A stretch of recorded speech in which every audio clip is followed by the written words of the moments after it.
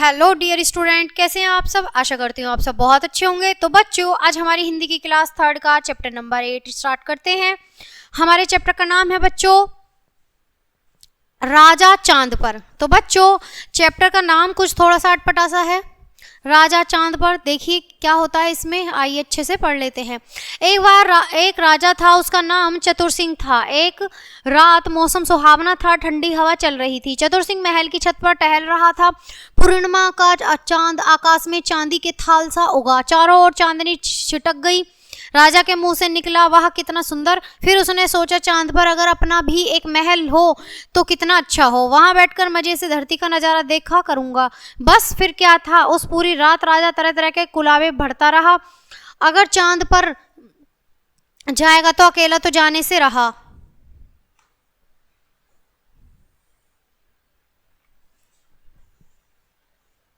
अपने साथ सात रानी, बाल बच्चे, रसोईया, मसाल चनी, घोड़ा, पालकी, सब कुछ सब कुछ तो ले जाना होगा। इन सबसे पहले महल बनाने के लिए ईंट, गारा और पत्थर चांद पर पहुंचाने होंगे। चुने हुए कारीगरों को भी फौरन भेजना पड़ेगा। यही सब सोचते हुए पूरी रात बीत गई। अगली सुबह चतुर सिंह सबसे पहले तैयार होकर दरबार में जा पहुंचा।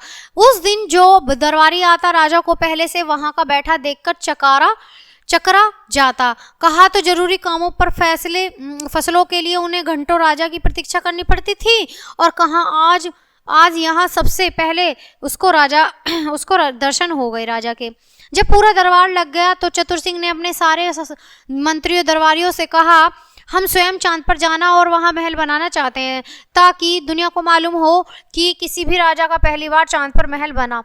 लेकिन हम बस यह समझ नहीं पा रहे हैं कि वहां जाएं कैसे। चतुर सिंह के दरबारी भी उसी जैसे थे। उन्होंने तुरंत बेसिर पैर की सलाहों की झड़ी लगा दी। सबकी इच्छा बस यही थी कि महाराज खुश हो जाएं। किसी ने नहीं कहा कि ऐसा करना असंभव है। एक ने कहा, महाराज बहुत आसान है, चांद पर जाना, किसी भी तेज उड़ने वाले पक्षी की पीठ पर बैठकर चले जाएं, पक्षी आपकी चरण धूलि पाकर धन्य हो जाएगा। दूसरा बोला, बिल्कुल ठीक है महाराज, हर तरह के पक्षियों की इसमें मदद ली जा सकती है। क्यों न ऐसा किया जाए कि कई पक्षियों को एक लंबी रस्सी बांधकर उड़ाया जाए, फिर रस्सी का दूसरा सिरा गैस के गुब्बारों की तरह पकड़कर उड़ लिया जाए। ऐसी ही बहुत सी सलाहें दी गई। सबने अपनी अपनी सलाह दी राजा को। चतुर सिंह सबकी बातें ध्यान से सुन रहा था। बोला, मान लो उड़ते हो मेरे हाथ थक गए, या मैंने नीचे देखा और गिरने का डर लगा तो। यह सुनकर चतुर सिंह के एक सलाहकार ने कहा, लंबी सीढ़ी बनवा लीजिए। जब मन किया तो सीढ़ी लगवाई और चांद पर चले गए। फिर जब मन किया वापस पृथ्वी वाले महल में आ गए।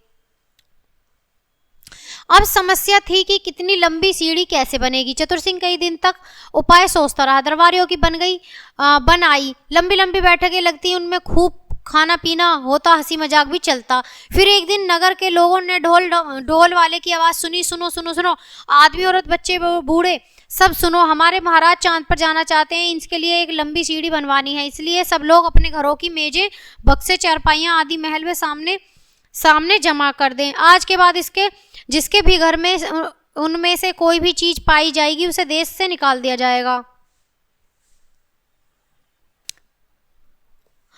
जिसने भी यह सुना हक्का बक्का रह गया।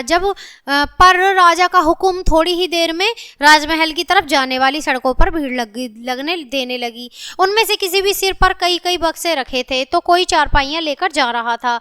महल के दरवाजे पर बहुत से मजदूर जमा थे।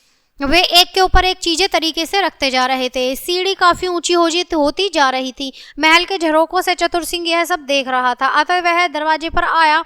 उसने मजदूरों को हुक्म दिया, रुक जाओ, पहले हमें चढ़कर देखने दो कि सीढ़ी चांद से कितनी दूर रह गई है। मजदूरों ने राजा की कड़क आवाज सुनी तो डरकर एक और हट गए। चतुर सिंह ने एक कदम बढ़ाया कि सीढ़ी हिली, टचर टचर। उसे डर लगने लगा, लेकिन फिर भी वह आगे बढ़ने लगा। उधर नीचे खड़े लोगों को लगा कि राजा अब गिरा। चतुर सिंह सीढ़ियां चढ़ता ऊपर जा रहा था। पहुंचा जो चांद नीचे से बिल्कुल ठीक सीढ़ियों के पास नजर आ रहा था। वह तो अब भी उतना ही दूर था। यह देख राजा का पारा 7वें आसमान पर पहुंच गया। चांद की इतनी हिम्मत हिम्मत वहीं से चिल्लाया, मैं इतनी कोशिश करके यहाँ तक आ पाया हूँ, यहाँ आकर देखा रहा हूँ कि सीढ़ी तो चांद से उतनी ही दूर है जितनी पहले थी। यह तो उसे ऊंचा करो वरना एक एक को सजा मिलेगी।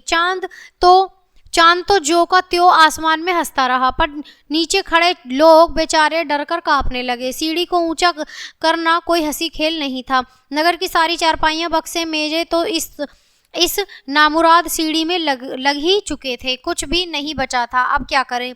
तभी एक मंत्री बोला, अरे मैं बताता हूँ महाराज, सीढ़ी में नीचे से निकाल कर बक्से और चारपाइयाँ ऊपर लगाते जाओ, सीढ़ी अपने आप ऊंची होती चली जाएगी। मंत्री की बात सुनकर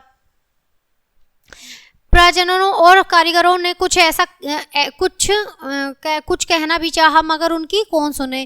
कारीगर चुपचाप आगे बढ़े, पर जैसे ही सीढ़ी के नीचे से पहला बक्सा निकाला गया, सीढ़ी डगमग हुई और राजा साहब चरखी बने औंधे मुंह नीचे गिरने लगे। अचानक गिरते गिरते वे न जाने कहाँ अंतरिक्ष में गायब हो गए।